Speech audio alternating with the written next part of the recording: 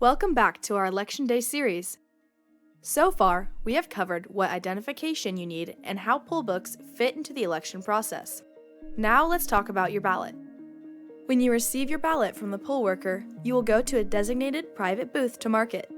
Use whatever writing utensil is provided by the polling location, as this ensures that your ballot will be ready for tabulation at the end of the process. Read the instructions carefully for each section of your ballot, as some races may ask you to mark more than one candidate. Your ballot may also have more than one side or more than one page, so look carefully to be sure you vote for each race or ballot issue that you intend to. And that brings up a good point: your intent. That is what judges look for when evaluating a ballot if a question arises. A common voter error is to mark more than one candidate in a race where you can only select one, or marking a candidate and then crossing it out before marking another in the same race. Called overvoting, this will cause your ballot to go through an adjudication process and could invalidate your choice in that particular race. If you realize your error, simply take your ballot to a poll worker and they will mark it as spoiled.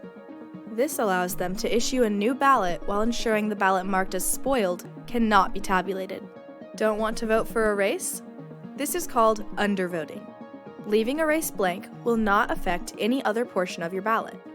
This allows you to vote only in those races or issues where you understand the issue or have a clearly preferred candidate.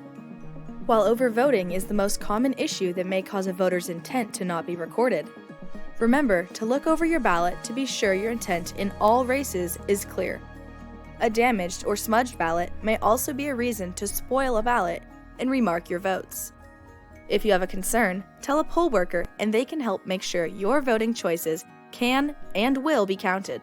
With that, your ballot is ready to go into the ballot box or tabulating machine, depending on the tabulation process used by your local election office. We'll cover tabulation more in our next series, but first, we still have 2 more questions to answer. How do those who need assistance with or accommodations for voting get the help they need? And who are the people with poll watcher or poll challenger on their name tags? Stay tuned, because the answers to these questions are coming up next. See you then!